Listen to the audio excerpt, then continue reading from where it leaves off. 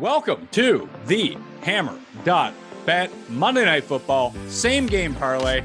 Trying to build a winner for the peoples out there. And the great thing with the same game parlay is you don't need to hit it every single week because we're getting some juiced odds on this. You can run like one every three. You're going to be up money. So a reminder to smash the like to the episode. Sub to this show's channel, Monday Night Football same game parlay, and head on over to the Hammer.Bet for all of your advanced and recreational, for that matter, sports betting needs. Go check it out right now. The Hammer.Bet joining me as he does every single Monday to break down the same game parlay and Monday Night Football. Jason at Spreadopedia on Twitter. We could use a winner, couldn't we? Yeah, could definitely use a winner today. Get the week started out right.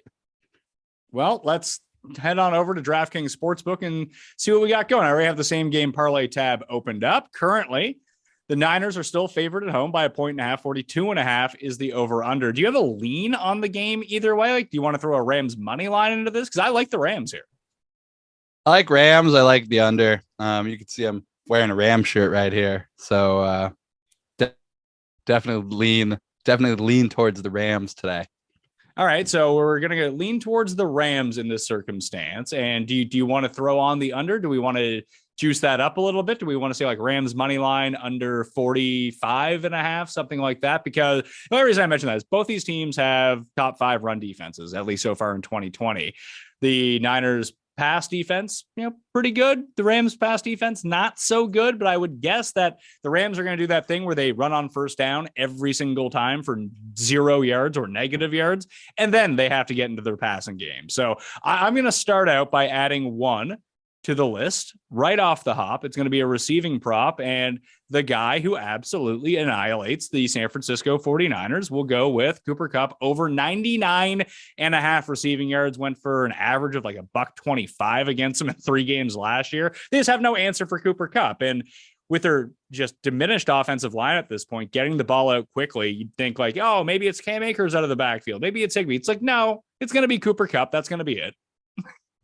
Yeah, that's sort of the thing with the Rams. The Rams offense, as we know, it's so Cooper Kupp dependent. It's always going to run through Cooper Kupp. He's the most important piece of that offense. So, I've tried to play some no touchdowns on him early in this season when I'm getting some good prices, and I don't have much to show for it early in the season. I do like some combinations of some non Cooper Kupp touchdown scores. Like if you do an anytime on Brandon Powell, Ben Skoranek, and Kyle Juszczyk, you combine those 3, pays 350 to 1. So okay, that's a fun little single game parlay there. It's a 4.5 to 1, a 13 to 1, and a 14 to 1 all combined. I think Brandon Powell has been getting some more playing time on offense too for the Rams.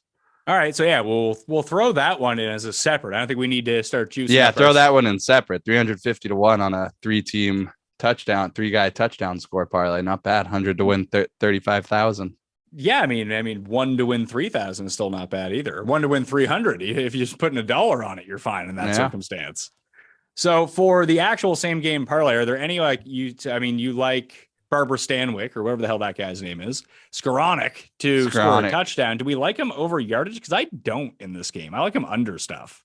Well, so it was really weird last week. If you watched the 49ers game, he played like a hybrid fullback H-back sort of role. So they've figured out a way to get him involved in the offense. He's sort of a big bodied wide receiver, a target, another potential target if Cooper Kupp is double or triple teamed like he is being on more often than not lately. So do you have a lean on his over under receiving yardage, or do you think that's something that we leave off? Because I would lean his unders, like under to even 29.5. I'm good with. We can juice that up to 39.5 or minus 170 to throw on. Just not knowing how they're going to use him, I tend to want to stay away from him because I don't know if he's going to be more involved in the offense this week after showing his versatility last week. So I tend to lean towards the anytime touchdown with Skoranek here as opposed to trying to make a play on his over or under. All right, so let's leave him off. What about I like the Brandon Ayuk overs in this game. He's another one. He's averaging 8.5 targets a game against the Rams. He very rarely gets lined up against Ramsey, which is always nice. And Ramsey's not what he once was, so it's not the end of the world either way. And just with Debo splitting his time between the backfield and the receiving game, that Ayuk over 49.5 yards, we throw that on with Kupp, and all of a sudden we got a plus 245 on our hands.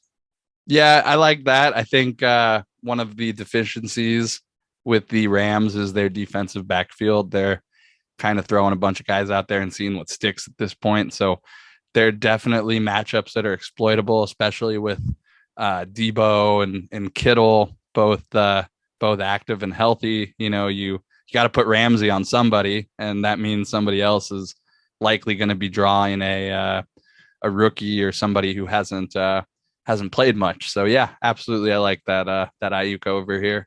So we can throw those two on. Are there any like unders in the passing game that you want to go at? Like Jimmy G Jimmy G is right around 219.5 passing yards, but we can go like under 244.5 passing yards. It's a bit more vig, but it's going to add to the same game parlay, and it kind of counteracts some of the stuff that we're playing. If we're playing an over on Ayuk and an under on Garoppolo, the algorithm at DraftKings is going to see that as somewhat beneficial to us and not absolutely murder on what the odds are going to be. So just play some opposites on that. We can go Stafford unders as well, but I think I'd probably go to the running game and try to go unders on guys.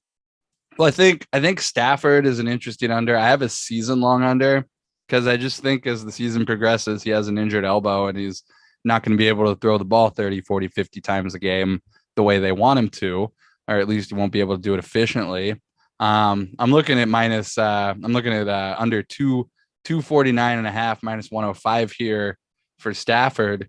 If you combine that with the under, the full game under, obviously there's probably a little bit of correlation there that doesn't really help the bet, but I would look at Stafford under passing yards. I think Cam Akers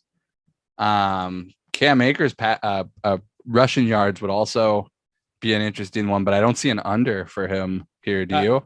Yeah, so you can go under 39, 44, 49, 54, 59.5 on his progressions under the rushing prop up on the screen right now. Oh, I got it. Oh, I was looking at the alternate. Got it. Yeah, so you can go, he's got the problem is if he ends up being the lead here, which who knows is going to be the case. They could just revert back to Henderson this week, but under 49.5 minus 150, like with the over Kupp, over Ayuk, under Stafford passing yards, we're already at 10-1. So we're doing all right here, even with that three banger.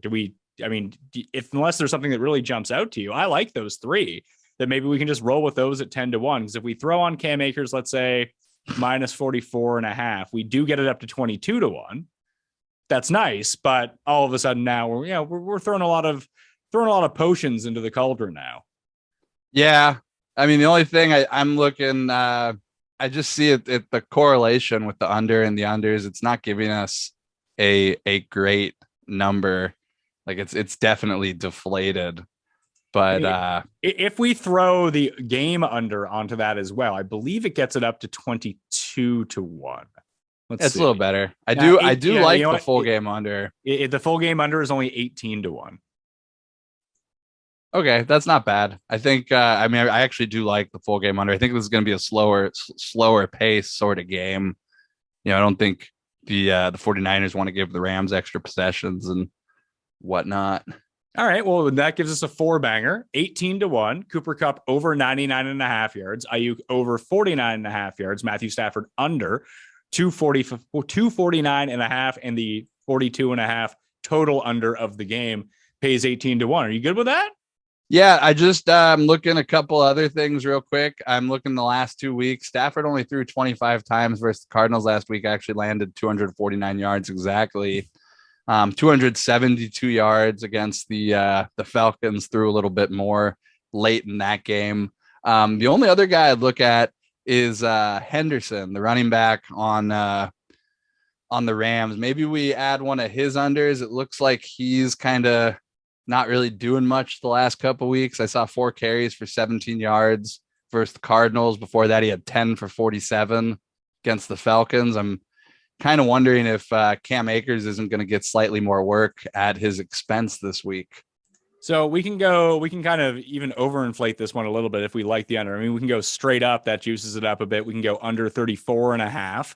That brings us up to 25-1, but you're laying the minus 250 juice on that. At the 29.5, it's minus 170. That brings us to 30-1.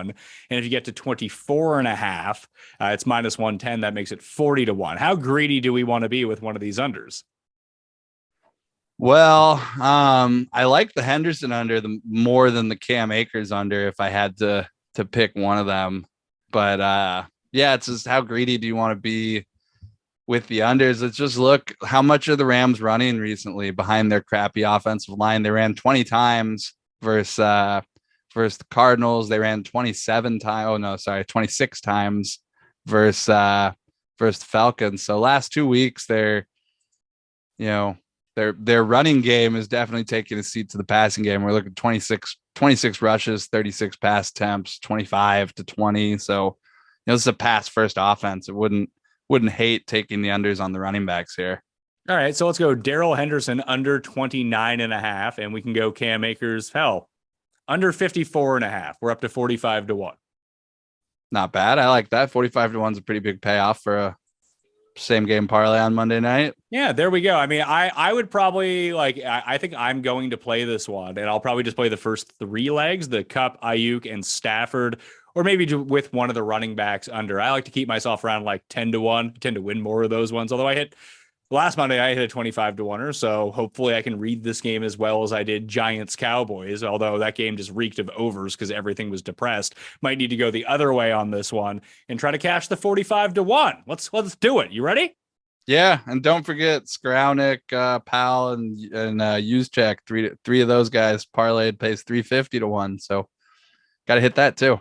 All right, so we'll hit all of them. Hopefully we'll be rich enough to retire coming into next week's show. We'll still be here doing the same game parlays on Monday evening. But for Jason, for Pat, remember to smash like, sub to the channel, and check out the hammer.bet right now because the video is over. We'll see you next week.